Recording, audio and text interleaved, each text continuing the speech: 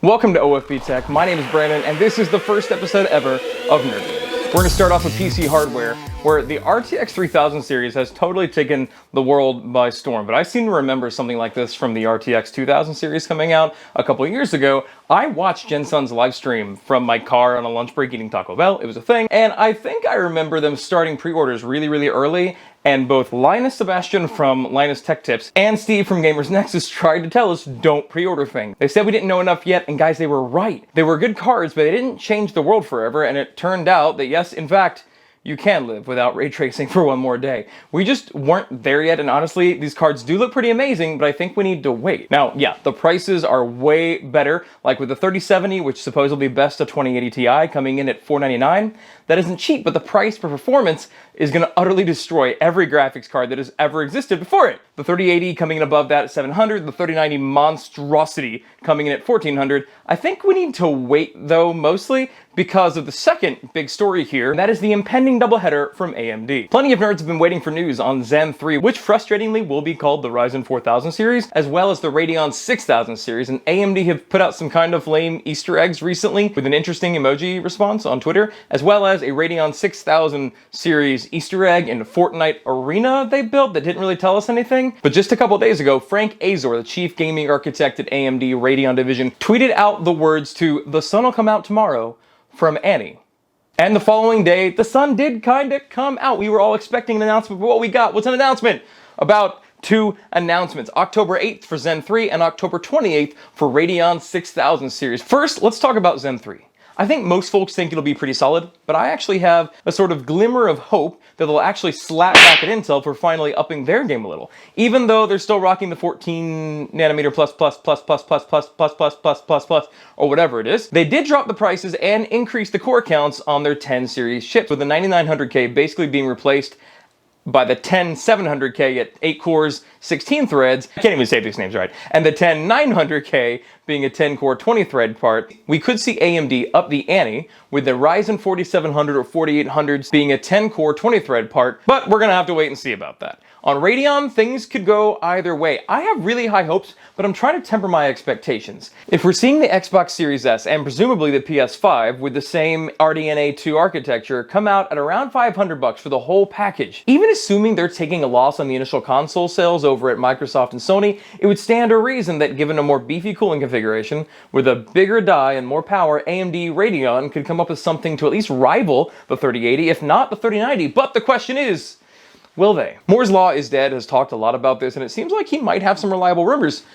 But we're all kind of in a holding pattern because AMD may not feel like they need to compete on the high end. I think the marketing win from taking the FPS crown against Nvidia on the top end, like the Halo product, would actually be a huge win for them. But hey, let me know what you think down in the comments below. One last piece of news on the PC hardware front. It seems like there might be a good-sized dip in NAND flash prices, so we might see RAM and SSD prices drop in the next couple of months as we get closer to Black Friday and Christmas time. So if you're looking to buy, but you can wait a little bit, maybe wait and see what happens in the next couple of months. I am not a financial advisor, just a thought. That's what I'll be doing. Let me know how that goes for you too. The biggest news in gaming looks to be the pricing coming out for the Xbox Series S and Series X at $300 and $500 respectively. The Series S being geared a little more for 1080 and 1440 gaming with less storage, less RAM, no optical media drive. This is interesting. It actually seems like they're going to lean hard into their subscription model with giving owners of the last gen consoles an opportunity through their subscription to upgrade to the next gen. I'm not a huge fan of this, but look, y'all are grown folks. You do what you want with your money.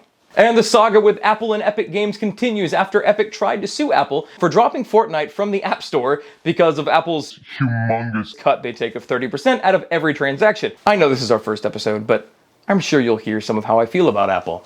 Overpriced! Brainwashing! Oh, sorry. I got a cough.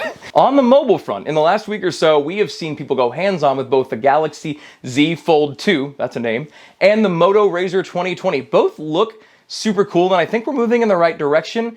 But I don't think they're ready for prime time yet. They're still plastic screens. I would scratch these things so fast if I had one, even though I kind of would want one. So what do you guys think? Let me know in the comments what you think below. Is the lack of durability worth being on the bleeding edge of technology on this stuff? I struggle with that. Would love to hear your thoughts. On news in the world of science, we did get to see a hop from SpaceX's Starship SN6, which was very cool. They're still operating on just one Raptor engine and doing 150-meter hops just to test the basics of flight. But it looks like the next thing they're going to do is pressure testing with SN7 and probably explode it, followed by more hops with SN5 and SN6, and finally a 20-kilometer mega hop with SN8, I think that's the right one. They have nose cones all over the place down there at Boca Chica, so it's actually pretty exciting for me. This is how we're possibly gonna get to Mars, and I like the idea. Also in science, guys, there is a lot of vaccine news being talked about, including a few in the US, in the UK, one in Russia, and I'm not gonna comment on that one at all.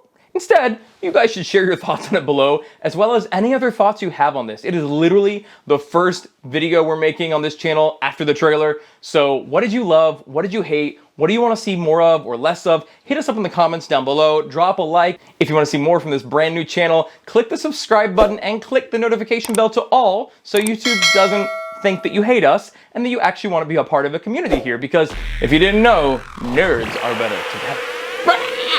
Tech news! We're doing tech news and I'm filming myself on a teleprompter because I wrote some stuff on Google Docs. Oh, and follow us on Twitter and Instagram at OFB Tech.